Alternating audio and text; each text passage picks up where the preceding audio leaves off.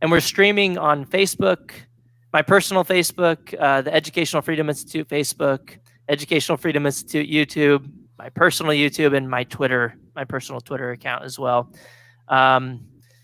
So yeah, we're live now and streaming on all those platforms. And just to let the audience members know, as usual, we're just kind of hanging out with Bryan Caplan for a while, and myself and NIelsen, while the audience is kind of hopping on to the video stream before we actually get started with our interview with Bryan Caplan, which we'll talk about one of his recent books, The Case Against Education. It's a really interesting title and even more interesting book. So I'm glad Bryan's here to talk with us today about that.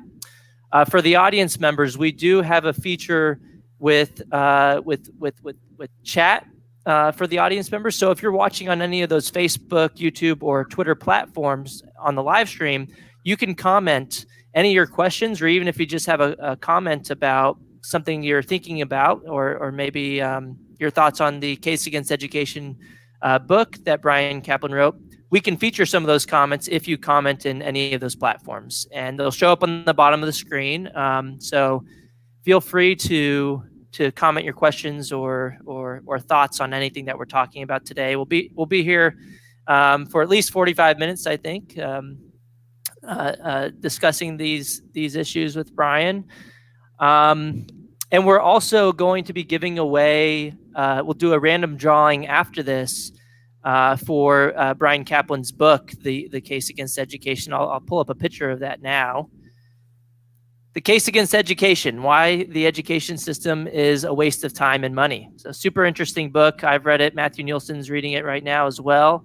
And so we'll give away one of the audience members a free version, a hardcover version of Bryan Caplan's book. So be sure to get your comments and questions in so that you can be eligible for the random drawing for that free book. So I do think we have a good amount of people that have hopped on to the live stream at the moment. So, NIelsen, if you want to go ahead and do some formal introductions, I think we can get going with the discussion. Cool. Yeah, let's start. So I'm NIelsen. I'm the board chair at the Educational Freedom Institute. And we're joined again, as always, with by Corey DeAngelis. He's the executive director at the Educational Freedom Institute. He's also the director of school choice at the Reason Foundation and an adjunct scholar at the Cato Institute. Our special guest today is Dr. Bryan Caplan of George Mason University, where he is a professor of economics. He's a New York Times bestselling author, and we're going to talk with him today, again, as Corey mentioned, about his book, The Case Against Education. So thanks, Dr. Caplan, for joining us today. We really appreciate it. Great pleasure to be here. Thanks for having me. So to get us rolling, just start our conversation, and our listeners know that we like to do a little bit of free-form discussion once we get into it. But to start off, we always start with a question or two, and then just kind of take us where the conversation leads. So the first question that I'm going to pose to you, well, I don't know, Corey, do you want to start with one of your devil's advocate questions? We had a good one. I think the best way to start is, hey, Bryan, not all of our listeners have read your book, even though everybody should read your book. Could you just give us a quick overview, maybe 1 minute or a couple minute overview, synopsis of what you found, what you, and just a quick overview of your book, The Case Against Education. Yeah, so the main thing that my book does is try to understand, why does education pay in the labor market? There's a standard story that says you go to school, they pour useful skills into you, you learn those skills, and then when you're done, employers want to hire you because you've got a lot of useful skills. And that story is not totally wrong, but there's something very fishy about it as a complete story. In particular, it just seems like you spend a lot of your time studying things in school that you're never going to use after the final exam. Seems like a lot of the stuff, even if you remembered it, would never be useful. And out of the stuff that in principle would be useful, very often you just forget it. So why would employers pay you for that? And the story that I push in the book is that a lot of the payoff from education comes from what economists call signaling. It's just another word for certification or credentialing, and then this story says a lot of the reason why education pays, it's not that you actually improved as a worker, that you're any better at doing anything in the real world. Rather, a lot of the reason that it pays is because it convinces employers that you've got the right stuff. As I say, like that you're smart, that you're hardworking. And also, especially that you're conformist, you're just willing to submit to a lot of arbitrary rules and say, yes, sir. And when they tell you to jump, you just say how high instead of why do I have to do this jump? So anyway, from the point of view of an individual, what I say is it doesn't really matter very much why education pays. But from the point of view of education policy, it matters tremendously. Because if you go to school and you actually get transformed from a callow youth into a skilled adult, then there's actually a gain to society. Society actually is richer because you've turned an unproductive person into a productive one.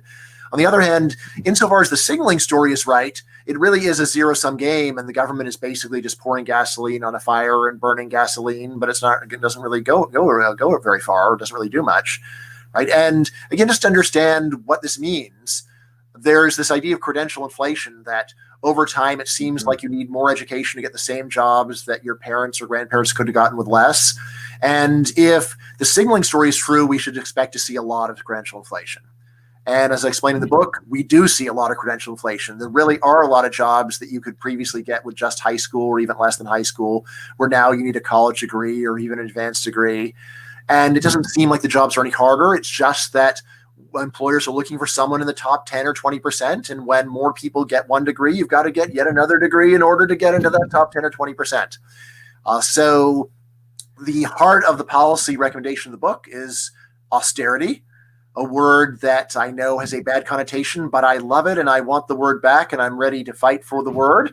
To me, austerity is just a dad in the 1980s. When you say, hey, Dad, I need $20, he says, $10, what do you need $5 for? All right. That is like a very sensible attitude. Someone wants money. You want to know, well, what do you need it for? What are you going to do with it? What happened to the last money that I gave you? These are questions that people are very afraid to ask the government subsidized education system. And I say we should not be afraid to ask them. We should ask them forthrightly because they deserve answers.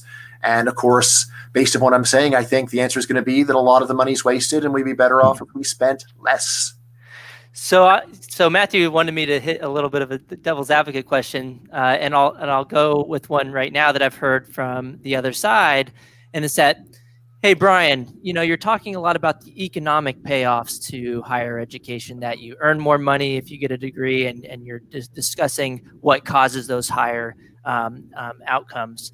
But what if education's just all about being more of a human? It's just an endeavor to figure out who you are and to be more human. And you're just Bryan, you're confusing education and economics, and you're looking at it too much from an economist standpoint. And I've heard various versions of this kind of pushback. And what do you say to that kind of, this is about more than just economics and financial benefits? I mean, first of all, I would actually be super happy if usual boosters of education would just very loudly, repeatedly, and publicly say, Bryan's right about the economics. School isn't really good for getting a better job or for improving society's economic growth or for innovation or any of these material things. And then just pause. All right, and just repeat that one more time to like make sure. And I want the president to say it. All governors of all 50 states. Right. I want all the officers of the National Education Association to say it. I'd be more than gratified if I could just get that concession out of them, and then say, but we really think it's still great for these other reasons. Right? And the reason why I would like to get that concession is that it's not just economists who think that this is an important argument. It's actually the most common argument that people make for subsidizing education. And it's also quite clearly the main reason why students go. If students were firmly convinced that going to college would not get them a better job or help them make more money, the share that would actually go, I don't know quite how far it would fall, but I would think it would fall by about 90%, actually.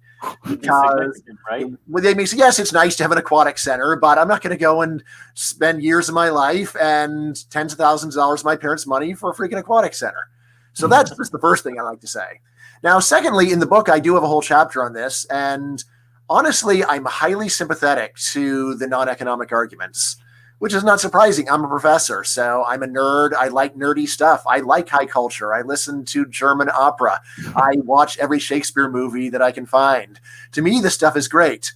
But it's not enough for schools to say we're trying to inspire love of opera and Shakespeare, therefore we deserve many billions of dollars. Say, like, if you want to make the argument that the money is well spent, you've got to show that you actually successfully inspire students. And this is what I do in my book. I look at the actual data on how successful a school's been at selling high culture and ideas and the arts to students. And the honest answer is they've barely succeeded at all, because hardly anyone voluntarily consumes any of this stuff. So while it might be worthwhile if you could spread love of Shakespeare to the youth of America, and if that was what we got for all the money that we're spending, maybe that would be great. But we're spending the money, but without inspiring the love of Shakespeare. Hardly anyone likes Shakespeare, which is a damn shame. He's great. But to go and use that as a rationalization for why they should keep getting all their money is just absurd. You can't, like, they want to get it for their good intentions. Well, if you want the money, show that you deliver something or other. And that's what they really can't do. It worked on you, Bryan. One thing that they do deliver is the daycare. Right. And that's what we're missing the most right now is we used to have our kids warehoused in some remote location so we could do our stuff. And now we don't have that anymore. But again, if you were to say that's the purpose of it is to warehouse them, like, can't we do that more cheaply? Like, do we need to have college graduates or even high school graduates just to watch kids and make sure they don't kill each other and burn the school down? So no, we don't. Sorry, what were we saying there, Matthew? Yeah, no, I was just saying it worked on you, Bryan. Right? The love of Shakespeare was imbued into Bryan Caplan. Let's say we can't prove that it didn't work on me. So what I say in the book is, well, it's hard to figure out how persuasive schools are, but here's what we can definitely say. Schools cannot deserve credit for more than 100% of Shakespeare consumption. So what I do in the book is I just say, let's just, for the sake of argument, give schools 100% credit for all consumption of high culture, for all consumption of ideas. How much is 100% of that? And the answer is take out your magnifying glass. Yeah, it's still small, right? Still small. So what's another one, Corey? What's another one that you have pulled up there? The one that I like is the one that I shot over to you. I think because it gets repeated over and over again. Do you have that one handy? I have a couple of them written down over here. But yeah, Bryan, look, you're a successful economics professor at George Mason University. You got a PhD. You did a lot of higher education. And, you're saying that education isn't all that valuable. And did you not get skills yourself when you went to college? Are you telling me that your degrees are worthless? And are you saying that other people shouldn't be able to go to college too? That's some version of that is the pushback that I've heard. Right. So again, just to repeat myself, there's two different ways to measure the payoff for education. There's the selfish benefit to me, and there's the social payoff to society. I am very eager to admit that I got a huge selfish payoff out of education. Right. I mean, and I continue to get it. Right. So I have this dream job for life. Everything's great for me. I'm completely content. I have no personal axe to grind against a system that has let me be paid to do whatever I feel like doing. But I don't consider that a good system for society. Mm-hmm. Right now, if you say, didn't I learn any useful skills? Basically, the skills that I learned in school are primarily to teach people to learn the same skills that I learned in school. So I sometimes call this academic incest. This is where someone goes to school and they learn how to teach a subject where the only thing you can really do with it is to teach it to somebody else. Now that's slight exaggeration for what I do, but still it's uncomfortably close to the truth. Most of what I learned, I only use if I ever teach a class on the subject.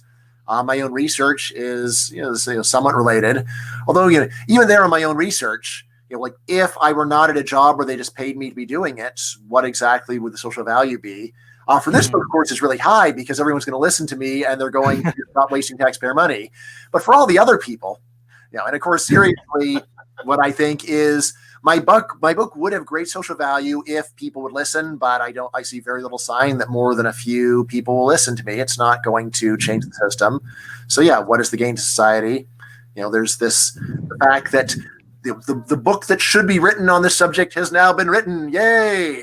right? But, So but like to look people in the eyes and say this is worth all the taxpayer money that has been used to pay my salary. That's just not honest.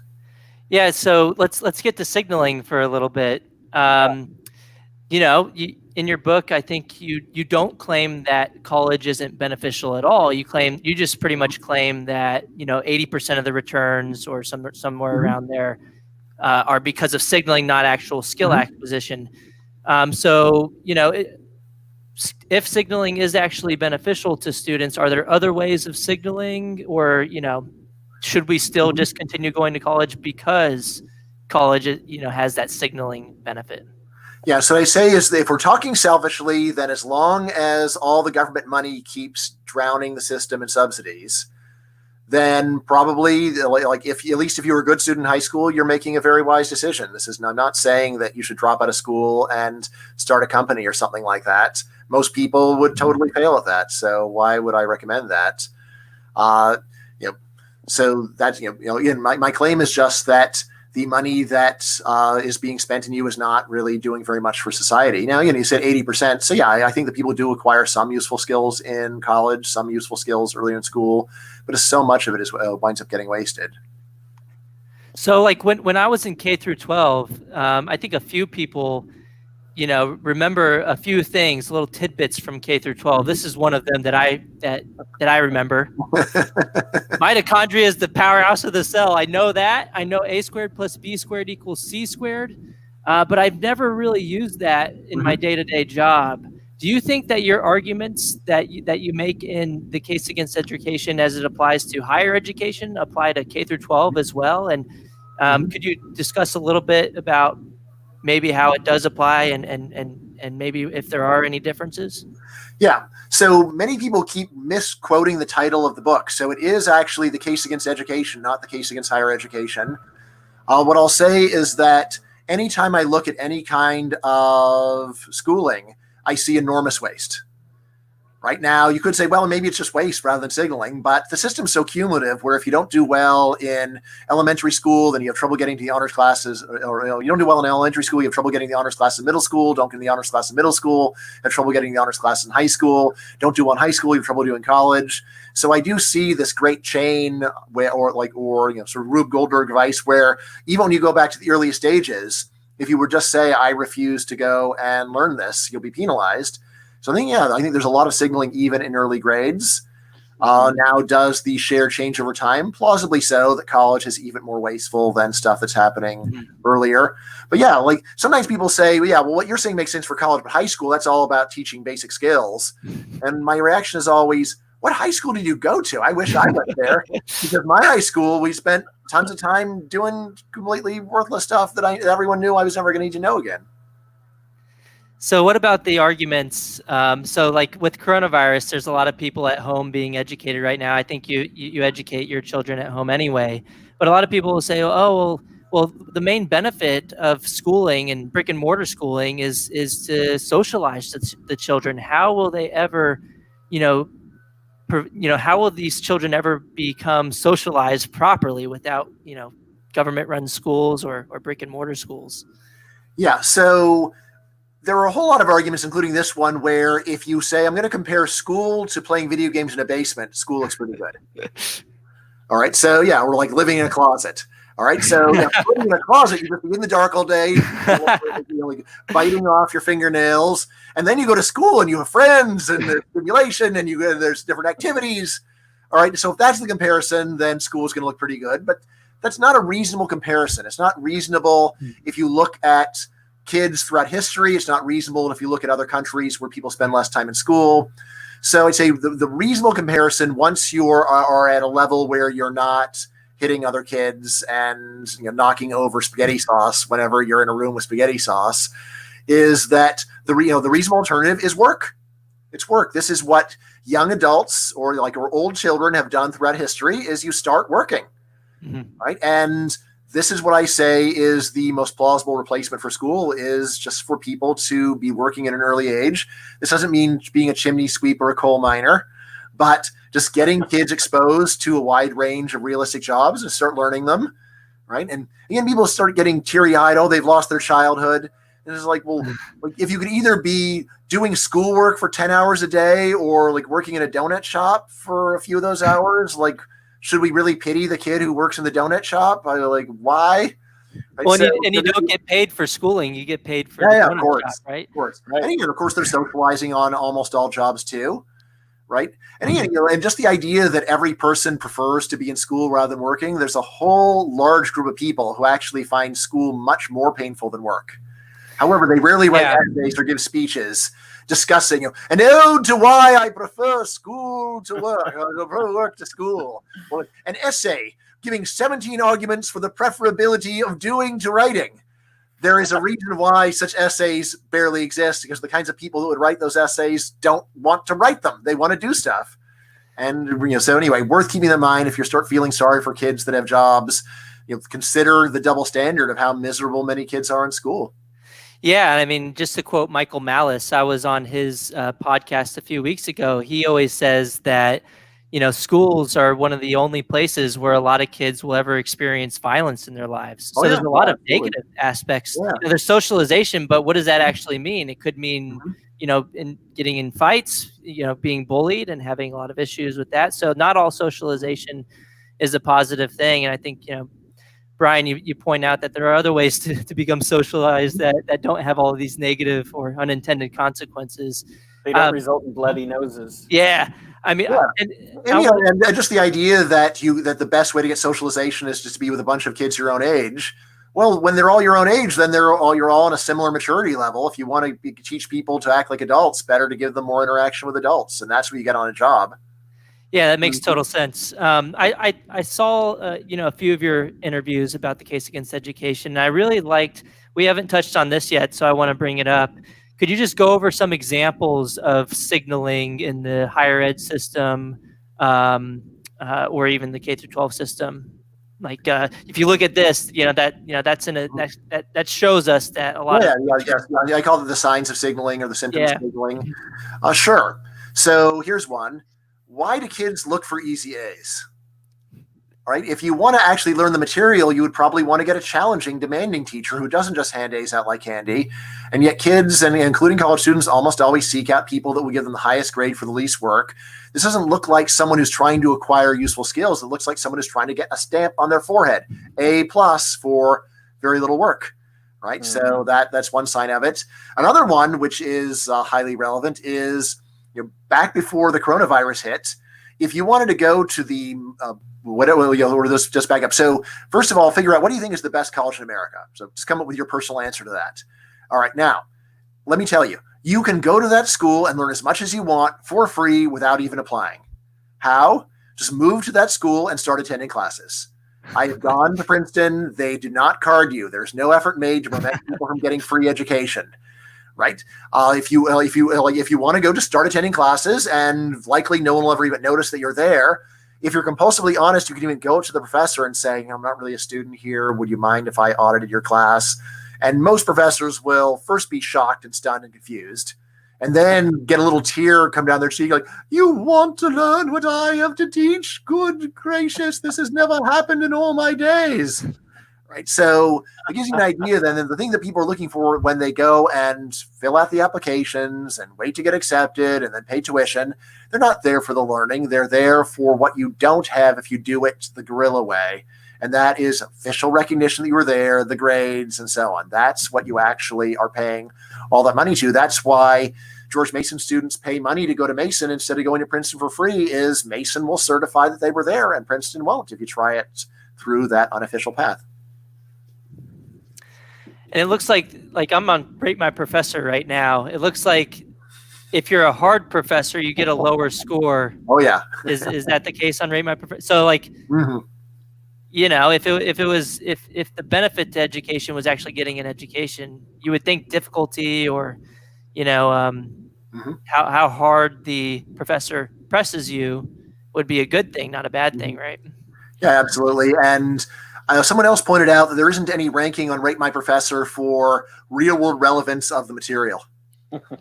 Oh, but there's a hotness rating. There's a hotness rating, which has nothing to do with. Very jealous. I've never gotten a tamale.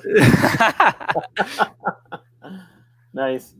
Hey, I have a question for you here, and I think our listeners, for those who haven't read the book yet, um, this is an interesting part of your book that was kind of like a light bulb went on. I was like, yeah, that just sounds right to me. I didn't even have to look at all the research to see this or to recognize the truth in it. We teach students how to think, not what to think. Mm-hmm. And then you have arguments around that I think would be great. Why don't you explain that, Bryan? Sure. So anytime you've been in a class where it's obvious to everyone that the material is completely useless in real life, that you'll only use it if you become the teacher, so trigonometry or like Shakespeare or Latin, right? Or, let's say like our history class. So when challenged, teachers have a stock answer to that. And they say, look, I don't teach you what to think. I teach you how to think. I'm building critical thinking skills. You're learning how to learn. So all slight variations on the same theme of, sure, the specifics are not useful, but the general transformation of your mind is incredibly valuable. All right. So it's a story that we've heard many times. However, there is a whole academic field that measures these broad effects of education. Right? It's called educational psychology. They've been measuring these effects for about a century. They really want to find these effects. You don't go into educational psychology because you don't believe in learning how to learn. You go in it because you do believe in learning how to learn. And yet, the end result of a century worth of research is shell shock, because educational psychologists come away saying, look, we have tried to find this learning how to learn, learning how to think stuff for 100 years. We've racked our brains to detect it. It's very hard to find much sign that it actually exists. Right. And now you may say, all right, fine. Well, that's a bunch of research. I don't really understand the research, but common sense says that you're learning how to learn, you're learning how to think, you're building mental muscles is another metaphor. And I say common sense does not actually go along with this building mental muscles thing. Because here's the thing. Suppose that you go to the gym and you only work your bicep, your bicep every day, right? Working a specific muscle. Does that strengthen the rest of your body? Barely. If I only work my right bicep, my left bicep will not be stronger, right? And what I say is building mental muscles is actually very similar to building physical muscles. The analogy is a good one. You improve what you actually work on, and the other stuff that you ignore doesn't improve by a noticeable amount. Furthermore, it's even worse than it sounds, and because in the same way as if you work out for a month and then you stop working out for a month, you go back to where you were. Similarly, if you learn material that you don't use, you forget it. So we really have this quite dire situation, which people don't want to admit because it sounds bad. You sound like a mean person. And of course, it's bad for business. So teachers don't want to say, yeah, we can't really do very much for you, or like it's glorified daycare. Maybe they can say that. It's like, well, if it's glorified daycare, why do we need to have college grads teaching the classes? I mean, of course, that's a more general question. Why do we have college grads to teach kindergarten? According to any known theory, why do you need a college degree to teach kindergarten? You're years ahead of the kids, so you can answer all their questions. So why pay extra, right? And it's not about saving money. So it's always easy to say when it's taxpayer money. If it's your money, these would be reasonable questions. So on that, what do you think about compulsory education laws in general? I mean, we have them in every state in the United States. Do you think maybe they should be shortened by a year? Do you have any thoughts on that? Yeah, I don't think the compulsory attendance laws actually make very much difference. I mean, especially now you can get out of it, right? Now that every state has homeschooling, there's usually a bunch of ways of getting out of it if you want to get out of it. Again, I think that this is basically codifying what almost everyone would do. Now, I'm definitely libertarian enough to say, well, 1 or 2% of people would want to do something else and we should let them. But again, I don't think the laws explain why people spend so much time in school. Actually, there's this large body of research in economics where they try to use compulsory attendance laws to measure the effect of making someone get an extra year of school.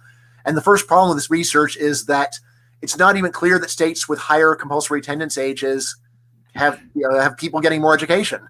So they have to actually first massage the data even to detect this alleged effect of the compulsory attendance law. So again, I think it's more of a law like you can't burn money. Which is like, well, fine, I can't do something hardly anyone's inclined to do anyway. What difference does it make? Right. But now what I think would make an enormous difference is if the government stops spending money on later years of education. Because there's a lot of people who will take free education, even if they don't have to, or make their kid take it, but who would not shell out that money if the government says, well, if you want more education, it comes out of your pocket. And in this way, we could get people into the labor force at an earlier age, which I think is all for the good. Mm-hmm. Yeah. So what do you think about, I see mixed views from libertarians on this. So I'd like to get your take. What do you think about allowing people to take half of what they would have gotten in the government school system to use that for homeschooling expenses? So like we spend like what, $15,500 per year per student. What if we allow people to take like 10,000 of that to use for homeschooling or something else? Yeah. So since I'm homeschooling 4 kids right now, I can barely repress my urge to go, hell yeah, totally take that money. But clearly you don't just want to get my personal bias reaction out of it. So what I would say is that I think it's very likely this would reduce total government spending, right? Because right now, so like obviously this would mean that there's currently some people that are homeschooling and don't get that money, and now they would get the money. All right, so that's going to be that's going to mean that government is going to spend more on them, but that's a small share of people.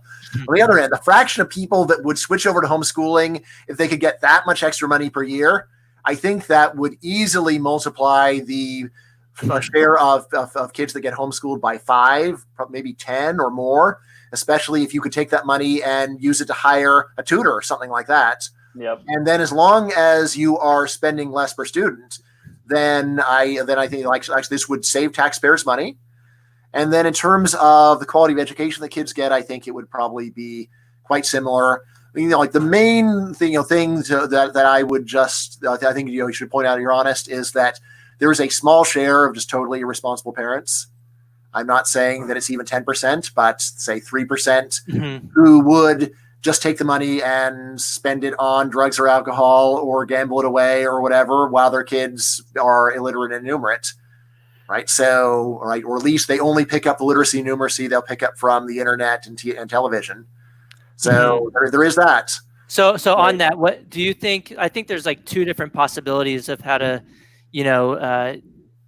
to kind of make sure that that's not a problem with the system. One way is to just say that the expenses have to be used for education approved expenditures. On the other hand, we could just allow people to make it a cash transfer and then have the government come in when we see bad actors and when we see instances of the extreme neglect or educational abuse or whatever you want to call it. Which do you think would be a better solution in your view?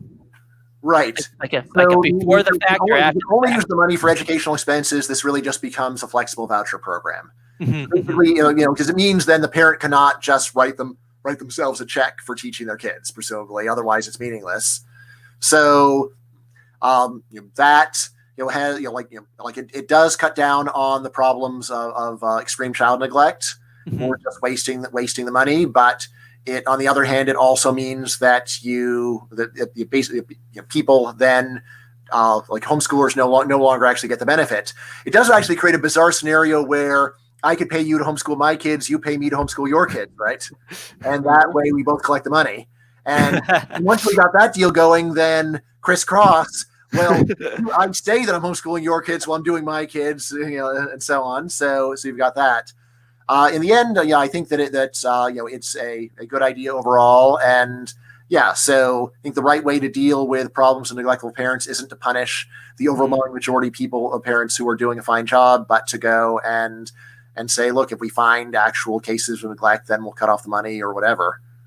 So to get into taxpayer expenditures a little bit, and to go back to your book a little bit, we've seen this. If I can toggle correctly, we've seen this response to your book, The Case Against Education, in which one of whoever this is who responded to it, I don't need to go over his name, but he points out, hey, there are some bad educational experiences, Bryan, but it's only because we're not spending enough in education right now. If we just spent more, we wouldn't have bad educational experiences. So what is your response to that? Yeah, so my response is it's a totally reasonable point, and we should assess it fairly. So yes, anytime that you see someone's getting a bad result, one possibility is they're wasting their money and should stop wasting the money on it. The other possibility is that they are cutting corners, and if they would just stop being such cheapskates, they could get something that's worthwhile. All right, now how would you distinguish these two scenarios? Right, and in my book I talk about you got some fungus cream. All right, so like there's a but you have some so it's supposed to go and cure your toenail fungus, but the toenail fungus is still there. So what would be some signs of it? Well, you'd want to go and see, if I go and put if once in a while I put on a lot of the cream, does it actually wind up working out well? You'd want to things like that. You'd want to see how much total am I spending in this stuff. So if you're spending 5 cents on fungus cream and you haven't solved your problem, all right, fine, I'll go up to $5. All right, but once you're at spending $100 a month on it, someone says, hey, you're just being a cheapskate. Well, how much do I have to spend to get the stuff that works? Right. Mm-hmm. So anyway, what I say is in the case of education, we are spending well in excess of $10,000 per student per year, and yet we get very little out of it. And at that point, say, look, if it really worthwhile, we should be seeing big payoffs now. And I just say that we're not. Furthermore, you might want to go and look more closely what you're spending money on. Things like, all right, so right now we spend typically 2 years studying foreign language in high school. And how much of the distance from 0 to fluent do we close during those 2 years?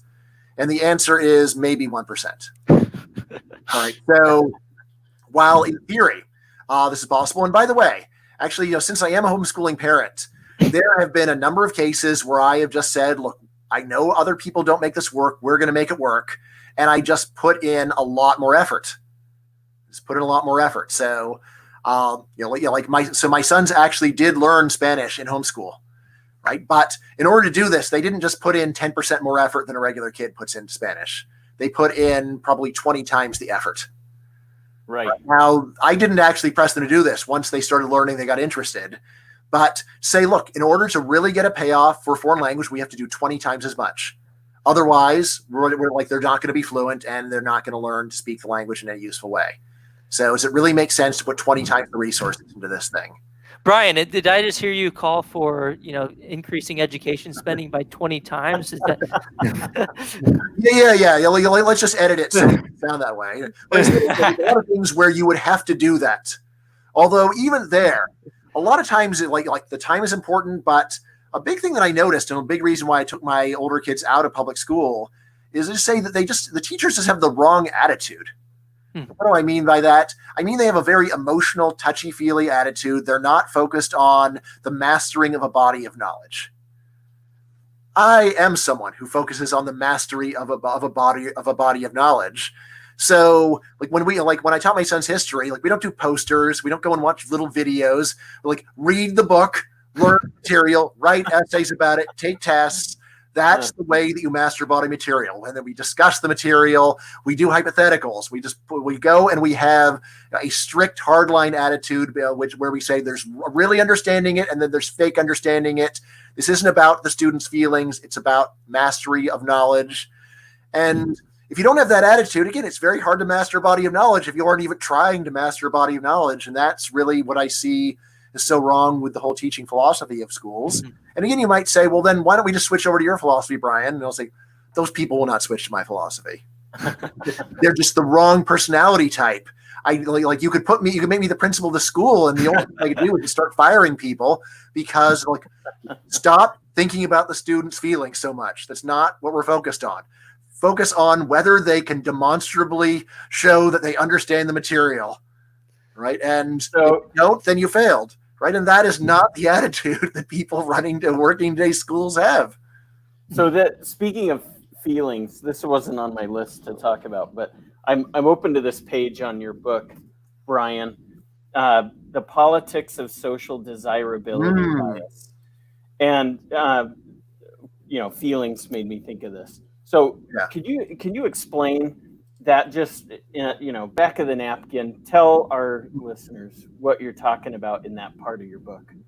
Right. So there's many ideas that have migrated from psychology over to economics and social science. And out of all the ideas that should have migrated but really haven't, social desirability bias is my number one idea. Social desirability bias, it's a fancy name for a simple idea which just says that when the truth sounds bad, people lie. And they often lie so much that they lose contact with what the truth ever was. Simple examples of this are just things like, am I fat?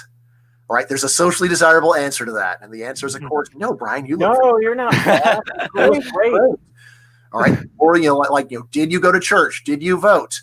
Right. So there's a lot, like large number of questions where there's a socially desirable answer.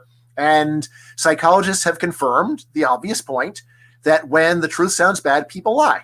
So, and you can see this in things as simple as are you better than most people at getting along with other people? And something like 95% of people put themselves above the median. Of course. Right? Yeah. Are you nicer than the typical person? Almost everyone says they are. Right. So anyway, large body of this, just confirming the obvious. But what's interesting about it is that economists have generally been mistrustful of what people say without being at all aware of the data. Economists are sort of saying, you can't really trust people. And what this research says is, well, sometimes you can trust people. Like if you ask someone, should I turn left or right to get to your house? You can trust them for that. Right. Or even like which way is up? All right, fine, that's up.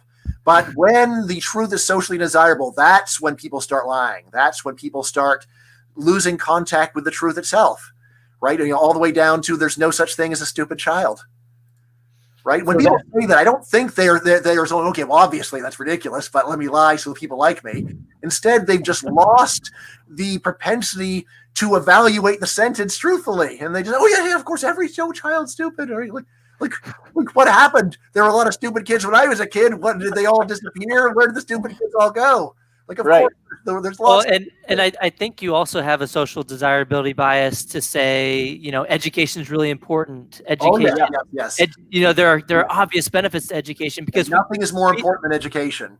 Right? Yeah, and if you don't say that, it almost makes it look like, well, your degrees must be useless too. My kids. Well, yeah, that too. So I bring up the social desirability bias to say that I think a lot of what's going on with the conversation about education is that people don't want to talk about reality accurately. They want to sound like nice people. Right now, I'd like to sound like a nice person too, but my priority is absolute candor. Just getting to the bottom of what's going on. And if you can tell me a way to get people to like me while I'm telling them that we're wasting $1 trillion a year on education, then I'd love to hear it. But if the only way to get through to people is to stick my neck out and say, I know I don't want to hear this, but it's the truth. Other people can do their thing, but I'm going to be the town crier saying, hey, education's overrated. Ring, ring, ring. Let's see. This is why you're not invited to parties, right, Brian? He hosts his own parties. Okay. No, but that's just it, right? You're right. I mean, people don't like hearing things that uncomfortable truths, right? Mm-hmm. And so, this is good, Erica's comment. I want to read this though, Brian, because this is interesting. This hit me. Human beings don't like expressing or believing ugly truths. Instead, we gravitate in word and thought to reviews that sound good. Psychologists call this, etc. There's no such thing as a stupid child sounds better than 10% of children are stupid. So, and we know, at least from data that we get from IQ testing, that IQ scores are normally distributed. Mm-hmm. So you would be factually correct in saying just that. But then you're a bad person. You hate people. Yeah. I mean, so those are some uncomfortable things to say. But the actual truth there is, maybe the better route here is to get people aligned with things that interest them and that they can function well in. Yeah. Right. Yeah, so I mean, besides just pushing austerity and spending less money on education, I also talk about vocational education. Mm-hmm. I've got a chapter on that. I think it just comes down to a lot of kids do not like academics. They're not good at academics. And the American system basically makes them stay in academics until they drop out of or fail out of school. And then the U.S. has a really bad pattern of especially male high school dropouts just ending up in prison or just out of the labor force. Right. And there are other countries take the same kind of kids, like countries like Switzerland and Germany. They take the same kind of kids and they get them in the workforce at a young age and they train them. and they build real skills, and they are then much more functional adults. So the underclass in the U.S. looks so much worse and so much larger than the underclass in a place like Germany and Switzerland. And a lot of it is that here we take kids that, there they take kids that would have failed out and ended up in jail or permanently unemployed, and they train them to be a mechanic or to be a plumber or something like that. I mean, I say it's just a great alternative to the current American system. Yeah, so Bryan, we've talked a lot about, a lot of the problems in the current education system in the U.S., but you also have another really great book, The Myth of the Rational Voter.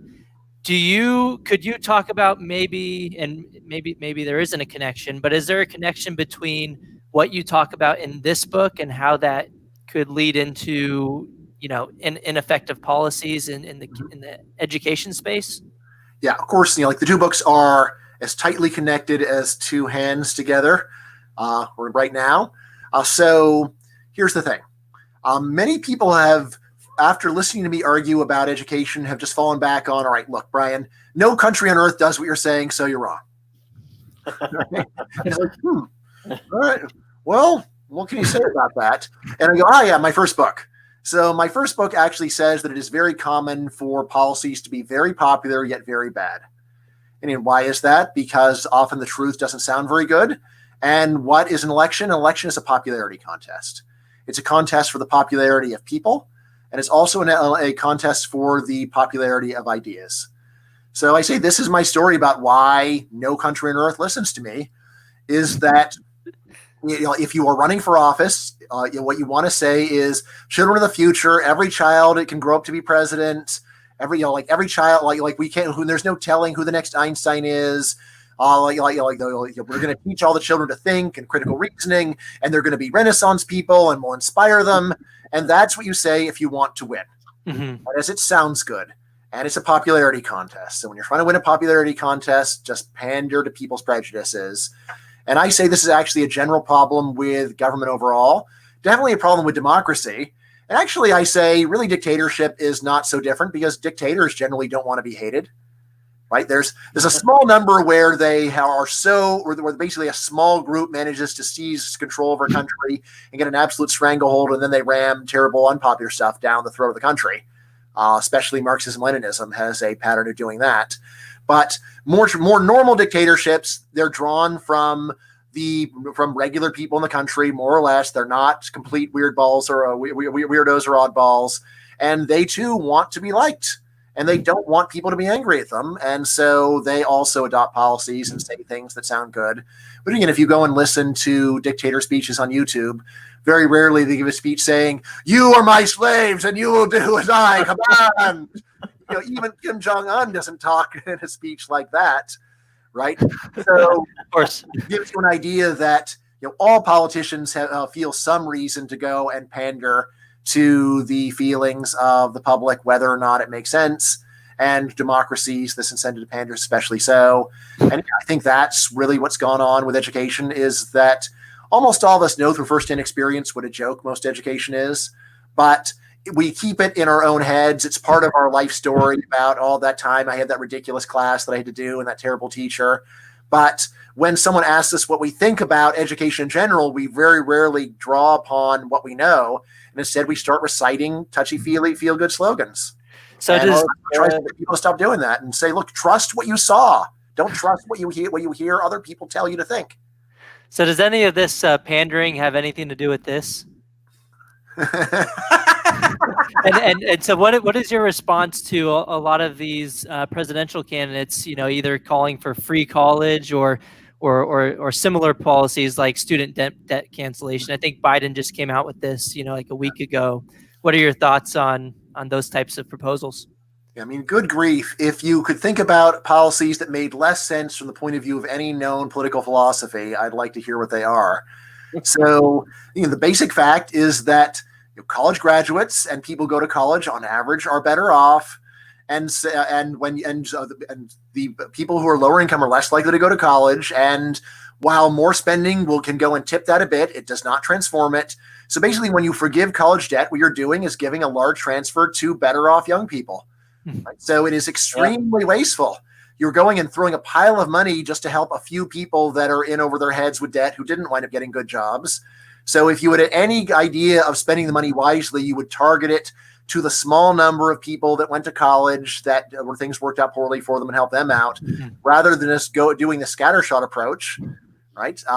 This is my general view about redistribution, by the way, is anyone who just says, I want to give money to everyone, we should immediately ignore everything they say, because they're clearly irresponsible and mushheads.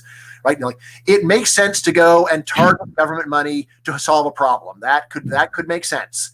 Throwing money at everybody does not make sense according to any model, any philosophy. It's just crazy. It's just what a drunken sailor does when you give him $1 billion. So yeah, again, of course, if you thought that education really was great for society, then the rationale would be easy to understand. It's saying that, well, we want more people to go. Right now it costs them too much, but it's so great for society that they're not doing it on their own. In the case of the debt forgiveness, there you would have to say, we want to send a signal in the future that anyone who does something that benefits society that isn't good for them, maybe you'll get a debt forgiveness out of that. So that's the game to it. But yeah, I think that these policies are just terrible. And again, what I would recommend is exactly the opposite. So spending less means testing the spending so that if you're able to pay for it yourself, the government does not help you. Saying that, if you want the student loan, then either you do it on the free market, my first choice, or you can do it, but there's a high interest rate right now, or if there's going to be subsidies, then it's limited only to the very needy, and we don't just waste money on everyone regardless of need. Mm-hmm. So I have a question. I want to make sure I phrase this right. So it's going to take me a second to formulate, try to type this out. But what is there a chance that, in light of current circumstances, you mentioned you're homeschooling kids right now, and of course, we all are right now. The phrase, right, where it's become popular, we're all homeschoolers now. Yep. So, is there a chance, and maybe what are the chances, that we, as citizens of the country, and parents start to wake up to the idea that maybe education isn't what it's cracked up to be? And is the time period just too short? No, there's no chance, because if this went on for 2 years, maybe you'd start to get people waking up. Or, what are your thoughts on that? Yeah, so I'd give that less than 2%. And here's the thing. This is an extremely inauspicious experiment in homeschooling. Right. Thrust upon people without warning, whether they like it or not. They've got very limited options to go and bring in other people to help them. And then, of course, it's also going to be psychologically associated with a whole bunch of terrible things, and death, associated with death and disease and loneliness and so on. So, honestly, I think this is a good way to turn a lot of people off of homeschooling. I still suspect that the share that does it will be increased as a result, because though a large majority will say, God, I hated that, I wanted to be done with it as soon as I could, there will be some others who said, I never gave it a chance, but now I actually like it. So, I don't think there's going to be any people who were homeschooling before who will say, oh, now I changed my mind. So we'll keep all of them. And then I think we'll get a small share of the others who said, hey, it actually was a good experience for me. But yeah, for most parents, this is a miserable experience. They're trying to do their job simultaneously. Yeah. There isn't any easy way of pooling with other parents to divide the responsibilities. It was without warning. So yeah, I think that this is pretty much designed to discredit homeschooling. It's optimized to discredit homeschooling for a lot of people. Right. In the same way that, just imagine that suddenly everyone had to get on a cruise ship tomorrow, or everyone had to go to a baseball game. I don't think this would just really sour a lot of people on it. Wow, I'm really into baseball. The stadium was completely packed. There were tramplings. Like, people were falling off the cruise ships. They were so overcrowded. No, I don't want to go on a cruise again. I think that's more likely to be the reaction, unfortunately. Yeah. Now, in terms of saying a lot of parents are actually just shirking and are just letting their kids play video games. For me, it was a good chance because I was homeschooling my older kids, but not my younger kids. So this was a good chance for me to find out how much of my kids even been learning in these years. What do they even know? And so I spent a couple of days just assessing where they were, and then say, okay, now I know where you are. All right, so let's start there and get moving. Right? Yeah. So For the younger kids, we're probably moving ahead at 3 to 5 times the speed they would have been doing in math in regular school, because again, they just don't give them much time for math, and then when they do it, there is very little sense of this is a train that has begun moving towards calculus. That's why this is the calculus train. We start off here in arithmetic, and chugga chugga chugga chugga. All right, we're going. All right, multi-decimal, multi-digit subtraction, multiplication, division, long division, percentages, fractions, algebra, geometry, algebra 2, trigonometry, calculus. So that's the way that what I have in my mind when I teach math. Doesn't mean that I'm pushing them ahead. It's rather, look, all this stuff must be learned. We must go to every stop along this train. We will learn the material, and then we have this as a destination that we'll end up, right? So, and that is the one thing where I am non-compromising with my kids. So that's how I'm not an unschooler. So I say, look, there's one thing that you absolutely have to do, and that's math, because if you don't learn it as a kid, then you have mostly eliminated your chance to do a wide range of desirable jobs. And you're too young to know that you don't want to do a job that has math in it. So that is something that I push on. But so that's anyway, that's something that I've been doing. I doubt many other people are taking advantage of the opportunity like this. Although, hey, why not? So could you talk a little bit about your experience with the homeschool, if there's any regulations in Virginia, or do you have to go through any kind of hoops in order to be registered or anything like that? Yeah, Virginia is one of the most lightly regulated homeschooling states in the union. So actually, like if you really wanted to, I could just make up a religion and then write a letter saying my religion allows me to do this, and that would be the end of it legally. You have to send a letter every year. So there's also rules saying that you can have your kids evaluated once a year by anyone with a graduate degree. I have a graduate degree, so legally I could actually self-evaluate if I wanted to. I'm doing an awesome job. Yeah, I'm great. So anyway, so Virginia is a super homeschooling friendly state, and I totally support that.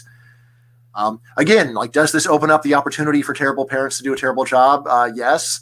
I just think that the world should not be based around making everyone suffer because of a few bad people. In terms of my experience, so my older kids did regular school until 6th grade, and then they were just getting more and more unhappy, both with with the regimentation and the busy work and the meaninglessness of it, and just the non-academic focus.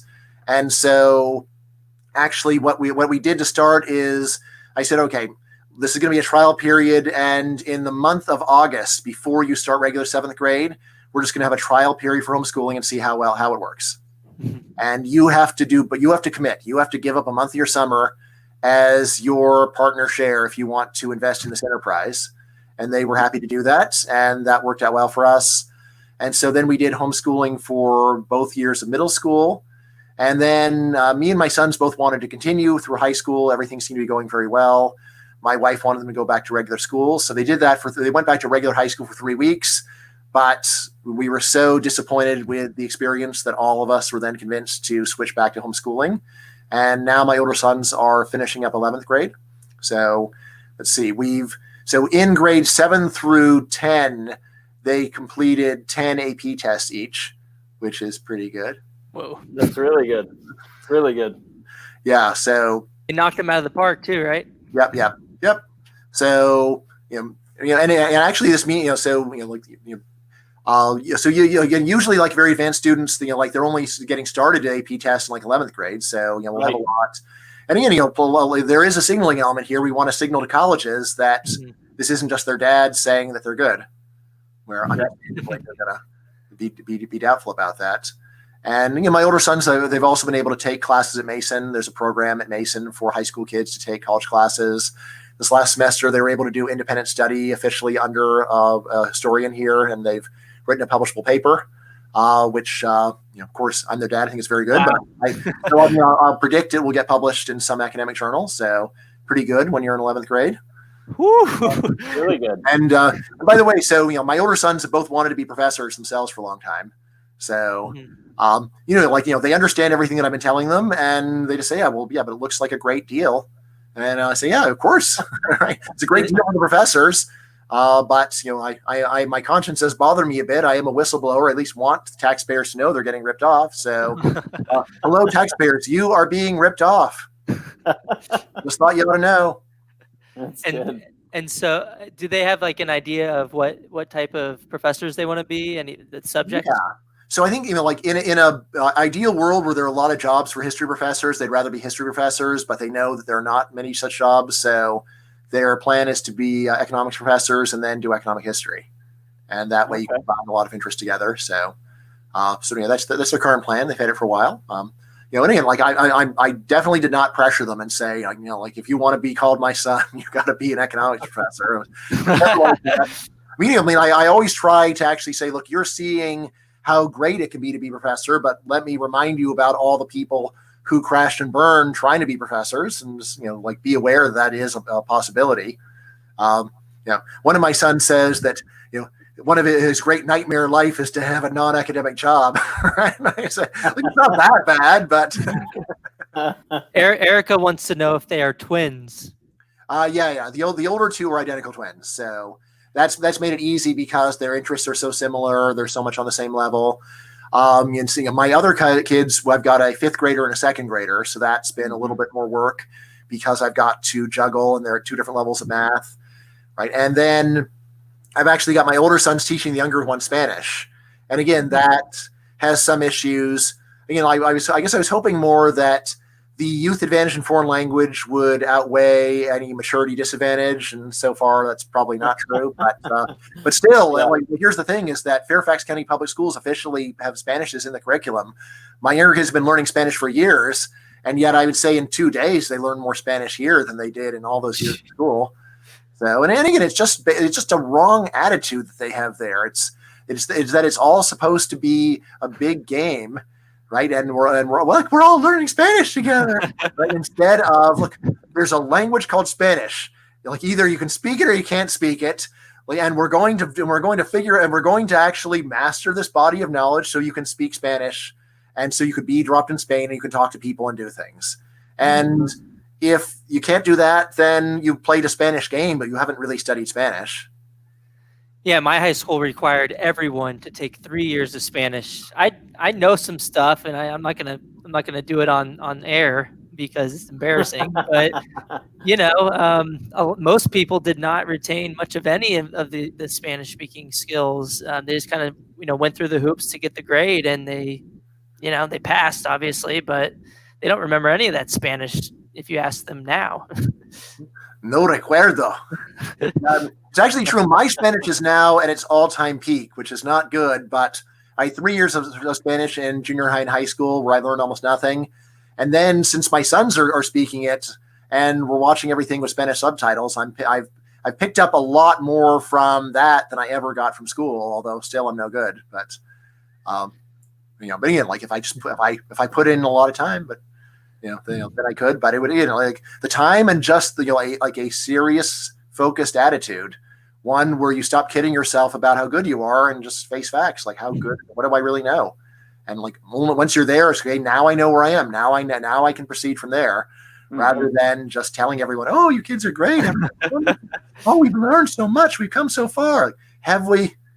Yeah, I mean, this is a quote from your book that human beings poorly retain knowledge they rarely use. And right after high school, I was traveling to, and in college, I was traveling to Mexico and Spain. And so I used it and practiced it. And I grew up in Texas, in San Antonio. So I practiced it a lot and heard it a lot. But now I'm in DC, and even before DC, I moved to Arkansas. And, I just didn't practice it as much. And now, it seems like it's really slipping. And I think this really, this quote in your book really highlights that. And I think a lot of what we learned in high school, even if we learned it at the time, we don't remember a lot of that, except for that the mitochondria are the powerhouse of the cell, and that A squared plus B squared equals C squared. Just because I guess it was drilled into our heads so much. for all A, B, and C, right? Right. Well, hey, we've kept you longer than you promised to talk, Bryan, but it's been fun. You lose track of time when you're having Yeah, a good yeah, time. great pleasure. And yeah, of course, I'm looking for a little distraction right now too, just like anybody else. Yeah, so great fun talking about this. I mean, for me, what I always leave people with is, like, should you believe me or all the other researchers saying something different? And partly I say that if you actually read the other researchers on an issue by issue basis, they're not really saying anything that much different from me. It's just that they have their big picture is heavily marinated in the social desirability bias. Yeah. But anyway, I say, look, you don't really need to read research to get a good understanding of what's going on, because anyone listening has probably spent at least 10 years in school. You got a lot of firsthand experience. You've had some jobs. You can actually say, look, when did I use what I learned in school on the job? How often did it happen? To what extent is that true? And, I really just encourage people to really just critically think about your own experience, not what you're supposed to say about it, but describe what you actually saw with your own eyes. And I think you'll end up agreeing mostly with me, not with the other people. Yeah, and with that, thank you, Bryan Caplan. We're super happy, and I know our audience has been super engaged throughout the entire conversation. So, thanks so much for joining us and giving us more than an hour of your time today. And just a reminder to everybody, this is Bryan Caplan's pretty recent book from 2018, The Case Against Education. I recommend it very highly to anyone on this podcast, and to recommend it to your friends. It's only $20 hardcover on Amazon.com. Kindle version, $13. And then also we're going to be giving away a free copy of this book, and we'll send it to your address if you did provide some commentary during our discussion today. So I want to thank the audience. Want to thank Bryan Caplan for coming out with us today, and I want to thank Matthew NIelsen for setting this all up for us to have this conversation.